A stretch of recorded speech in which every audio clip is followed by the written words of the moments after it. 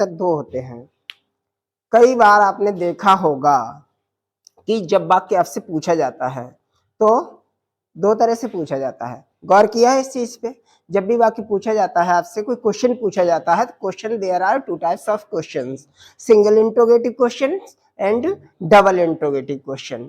कभी कभी ऐसे क्वेश्चंस आपसे पूछे जाते हैं जिनका जवाब आप यस या नो में देते हैं, हाँ या ना में देते हैं। हाँ, आपसे पूछा गया have you taken your medicine, yes sir बोल दिया, या अगर दवा नहीं ली है आपने तो बोल दिया नो सर, यस और नो। इसमें हम क्या समझ गए? आपने यस बोला, इसमें हम क्या समझ गए? हम समझे हैं कि आपने दवा खा ली है, आप दवा ले चुके हैं, इतने शब्द हम समझ गए आपके यस बोलने से। आपने बोल दिया नो, तो इसका मतलब हम क्या समझे? आपने दवा नहीं खाई है।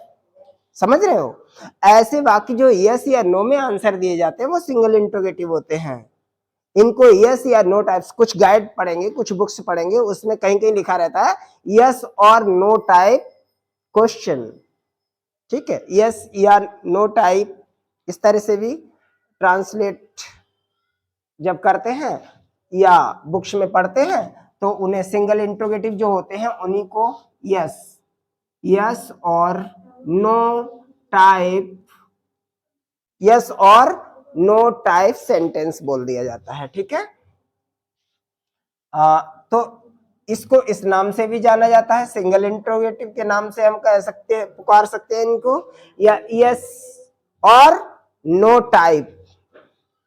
ठीक, और कुछ गाइड में ए type sentence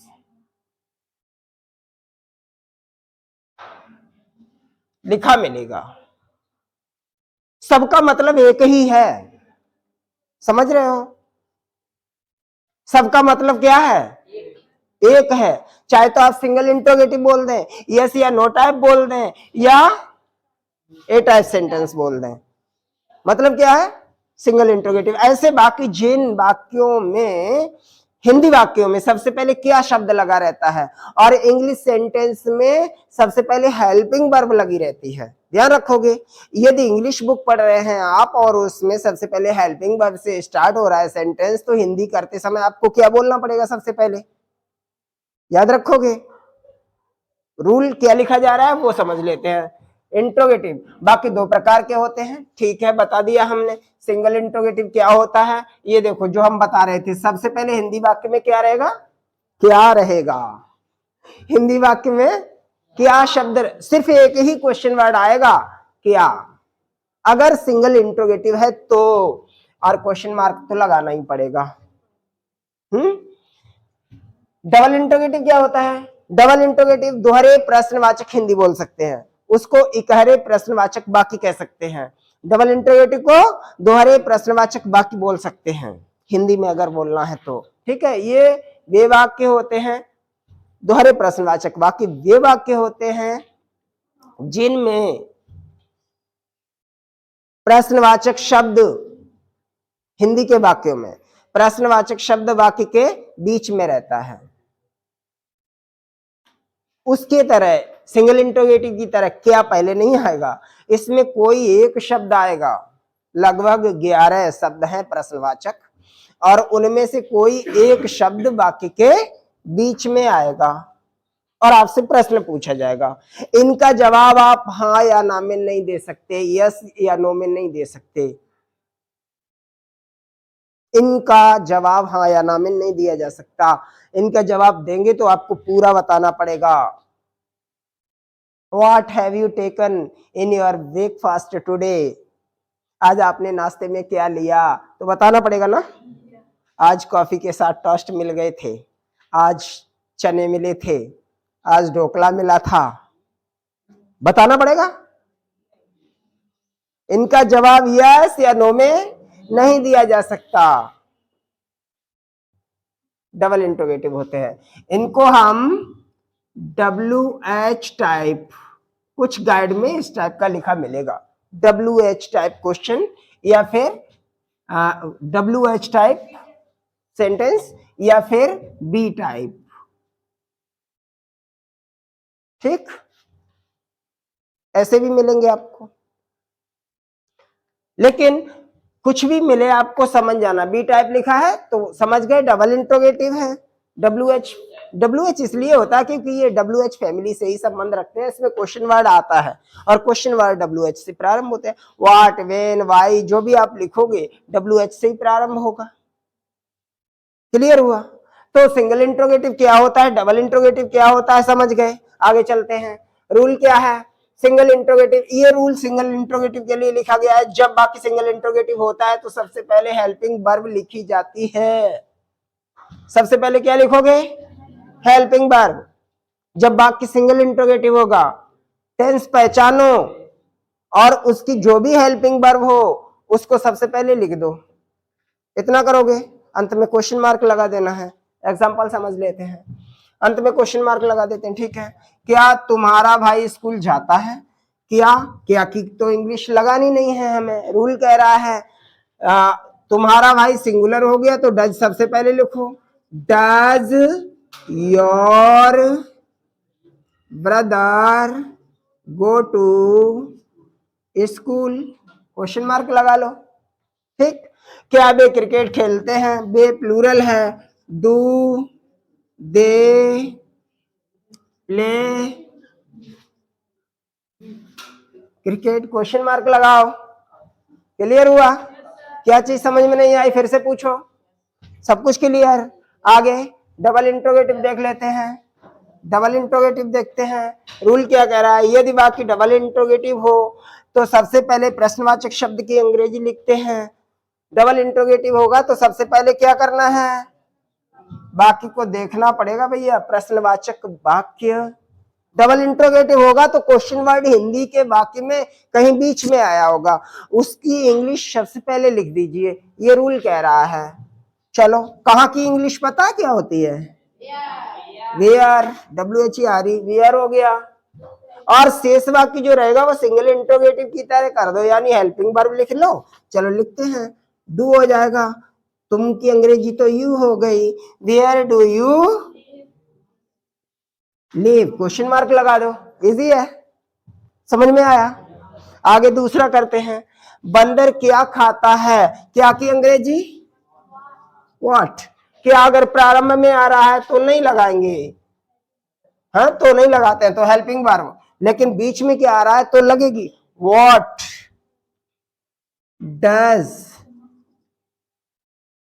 monkey, monkey common noun होता है इसलिए उससे पहले दावी लगा सकते हो। व्हाट डज द मंकी या what does monkey eat, question mark लगा। क्लियर हुआ? अब कर लोगे ऐसे ही और वाक्य, ऐसे ही और कराएंगे। अब अगले रूल की तरफ चलते हैं। लिखा गया है प्रश्नवाचक शब्द हाउ मैनी, हाउ मच तथा विच के साथ उस नाउन को लिखा जाता है जिसकी गिनती या मात्रा का बोध होता है। मीन्स WH फैमिली में कुछ ऐसे शब्द होते हैं जो पिछले रूल पर मैच नहीं कर पाते हैं, जैसे हाउ मच हो गया, हाउ मैनी हो गया, विच हो गया। इसके साथ क्या करना है, जिस वस्तु की गिनती या मात्रा बताई जाएगी, जैसे कितना दूध, ठीक, जैसे कितने रुपए या कौन सी किताब, ये जो नियम है वो इस तरह से कुछ शब्द आते हैं उन पर आधारित है। हाउ मच, हाउ मैनी और विच। हाउ मच का प्रयोग, हाउ मच एक क्वेश्चन वर्ड है और इसका प्रयोग अनकाउंटेबल नाउन के साथ करना चाहिए। हाउ मैनी का प्रयोग काउंटेबल नाउन के साथ किया जाता है।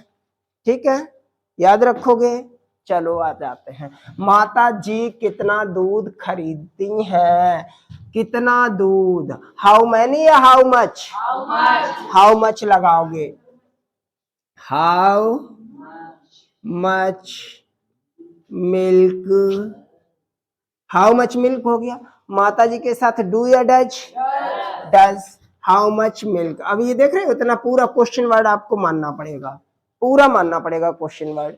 How much milk. अब बनाओ सिंगल इंट्रोगेटिव की तरह करोगे तो हो गया डज मदर, MOTHER, मदर, खरीदना की इंग्लिश बाई होती है। How much milk does mother by. How many क्यों नहीं लगाया? क्योंकि दूध को गिना नहीं जा सकता है, अनकाउंटेबल नाउन होता है, इसलिए हाउ मच लगाया। हाउ मैनी, पिताजी तुम्हें कितने रुपए देते हैं, क्या बनाओगे, how many rupees does give you, question mark. समझ में आई चीज। चलो एक और समझते हैं।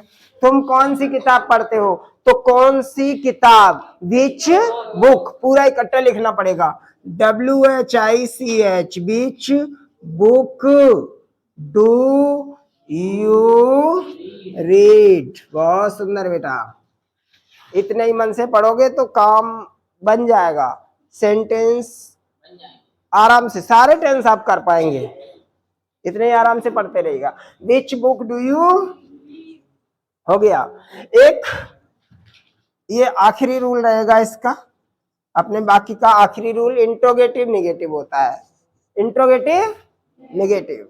और इंट्रोगेटिव निगेटिव का जो रूल होता है वो चाहे सिंगल इंट्रोगेटिव हो या डबल इंट्रोगेटिव हो, सेम रहेगा।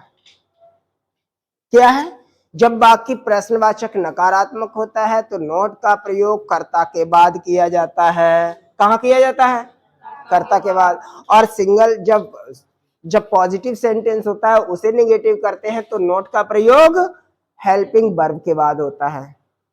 इसका मतलब नॉट का प्रयोग वाक्य में दो जगह हो सकता है, या तो कर्ता के बाद किया जाता है या फिर हेल्पिंग वर्ब के बाद। अगर अफर्मेटिव से नेगेटिव करना है तो हेल्पिंग वर्ब के बाद, इंट्रोगेटिव से नेगेटिव करना है तो सब्जेक्ट के बाद। If the sentence is interrogative negative use not after a subject.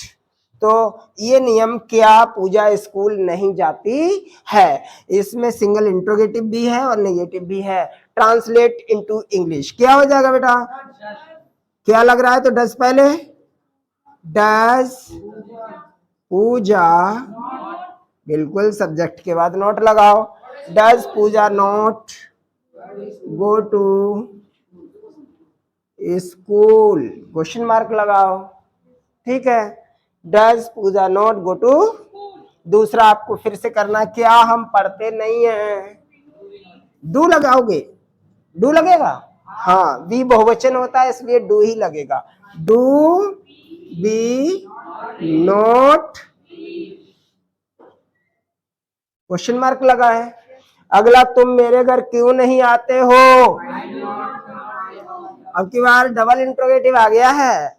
Y do you not come in my, ठीक है। रोगी क्या नहीं खाता है, what does the patient not eat, सारे आंसर सही, बहुत सुंदर। तो हमने जो अब तक पढ़ा है उसे एक नजर जरा देख लीजिए, कौन कौन से वाक्य पढ़ लिए हैं, यहाँ पे आपको दिखाई दे रहे हैं।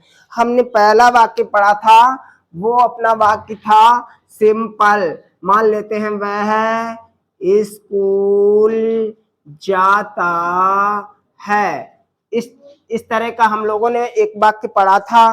फिर दूसरा इसी का नेगेटिव पढ़ लिया है तो क्या हो जाएगा, वह स्कूल नहीं जाता है। और तीसरा क्या हो जाएगा, क्या वह स्कूल जाता है।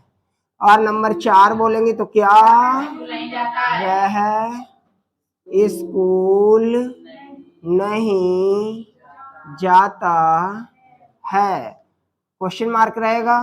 और नंबर 5 डबल इंट्रोगेटिव, वह स्कूल क्यों जाता है।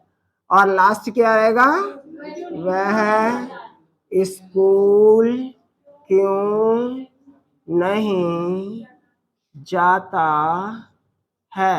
ये सभी 6 प्रकार के वाक्य ये हमने आपको सारे के सारे पढ़ाए हैं, 2 वीडियो के माध्यम से ये पूरे वाक्य पढ़ाया है प्रेजेंट इंडेफिनिट, और अधिकतम इतने ही भाग इसके किए भी जा सकते थे। तो ये जो वर्क दिया गया है ये तो आपको घर पे रह के करना होगा। अगले वीडियो में शीघ्र मुलाकात होगी। नमस्कार।